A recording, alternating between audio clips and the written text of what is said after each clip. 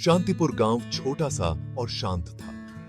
हरे भरे खेत बिछे हुए थे जैसे रंग बिरंगी चादर। हवा में ताजी मिट्टी और फूलों की खुशबू घुली हुई थी। जिंदगी सरल थी, हर दिन एक जैसा। मुझे अपना गांव बहुत प्यारा है। मैं घंटों खेतों में घूमता रहता हूँ, चिड़ियां देखता हूँ और रंग बिरंगे पत्थर जमा करता हूँ।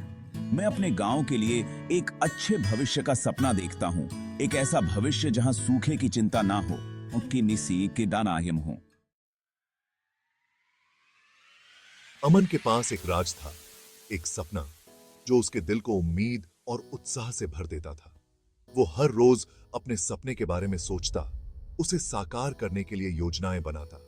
वो एक वैज्ञानिक बनने का सपना देखता था, एक ऐसा वैज्ञानिक जो अपने गांव और देश का नाम रोशन कर सके, एक ऐसा आविष्कारक जो अपने लोगों की जिंदगी बदल सके। वो दिन रात मेहनत करता, नई नई चीजें बनाता और उन्हें आजमाता। वो हर मिलने वाली किताब पढ़ता, विज्ञान और तकनीक के बारे में जानने की कोशिश करता। उसके दिमाग में नए नए विचार आते रहते। वो अपने विचारों को कागज पर उतारता और उन्हें हकीकत में बदलने की कोशिश करता। एक दिन मैंने अपना सपना गांव वालों को बताया। मैंने उन्हें अपने विचारों और योजनाओं के बारे में समझाया। मैंने उन्हें एक ऐसी मशीन के बारे में बताया जो हवा की ताकत का उपयोग कर सकती है, जिससे बिजली पैदा की जा सकती है। एक ऐसी मशीन जो धरती से पानी खींचकर खेतों में पहुंचा सकती है। इससे किसानों की मेहनत कम हो जाएगी और फसलें बेहतर होंगी। गांव वाले सुनते रहे। उनकी आंखों में एक चमक थी, लेकिन उनके चेहरों पर विश्वास से ज्यादा हंसी थी। उन्हें अमन के सपने पर यकीन नहीं था, लेकिन अमन ने हार नहीं मानी। अमन ने सपने की एक और साकार करने के लिए दृढ़ संकल्पित था।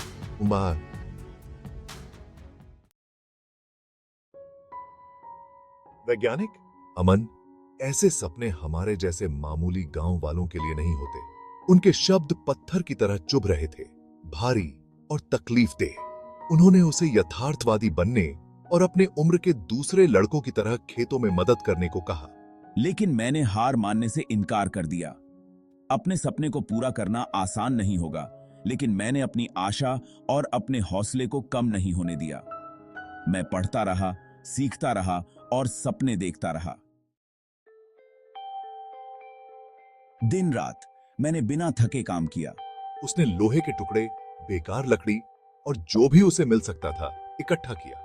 मेरे घर के पीछे एक छोटे से कमरे में मेरा सपना आकार लेने लगा। उसे अनगिनत असफलताओं का सामना करना पड़ा। ऐसे पल जब संदेह ने उसे घेरने की कोशिश की। लेकिन हर बार मुझे सूखे खेत, अपने पड़ोसियों के चिंतित चेहरे याद आते और मेरा दृढ़ संकल्प और मजबूत होता जाता। और फिर एक दिन वो तैयार हो गई। यह एक लंबी यात्रा थी, लेकिन अंततः हमारी मेहनत रंग लाई। मेरी पवन चक्की ऊंची और गर्व से जैसे किसी योद्धा की तरह खड़ी थी, मेरे खेत के बीचों बीच खड़ी थी। यह हमारे सपनों का प्रतीक बन गई थी। हवा के एक झोंके के साथ जैसे प्रकृति ने भी हमारे प्रयासों को सराहा हो, उसके पंख घूमने लगे। पहले धीरे धीरे, फिर तेज और तेज। यह एक नई शुरुआत का संकेत था। मशीन घूमती और आवाज करती रही, जैसे कोई संगीत बज रहा हो। धरती की गहराई से पानी खींचती रही।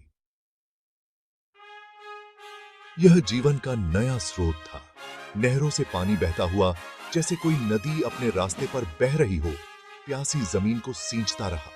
सूखी धरती अब जीवन से भरने लगी थी। गांव वाले हैरानी से देखते रहे, क्योंकि उनके बंजर खेत हरे भरे हो गए थे। यह किसी चमत्कार से कम नहीं था। उनकी हंसी विस्मय में बदल गई, उनका संदेह प्रशंसा में। यह एक नई शुरुआत थी, एक नया जीवन। अमन की कहानी हवा के साथ दूर दूर तक फैल गई। उसकी मेहनत और लगन ने उसे एक मिसाल बना दिया। मैं आशा का प्रतीक बन गया, बड़े सपने देखने और कड़ी मेहनत करने का उदाहरण। मेरे इस प्रयास ने गांव के युवाओं को भी प्रेरित किया। उसका आविष्कार सिर्फ एक मशीन नहीं थी, यह बदलाव की किरण थी। इसने गांव के लोगों को नई उम्मीद दी और उनके जीवन में सकारात्मक परिवर्तन लाया। उस दिन से शांतिपुर के गांव वाले गर्व से जीने लगे। उन्होंने महसूस किया कि उनके सपने भी साकार हो सकते हैं। उन्होंने सीखा था कि सबसे छोटे गांव में भी सबसे बड़े सपने सच हो सकते हैं। यह उनके लिए एक नई शुरुआत थी। उन्होंने सीखा था कि साहस और दृढ़ संकल्प से असंभव को भी संभव बनाया जा सकता है। यह उनकी मेहनत और विश्वास की जीत थी।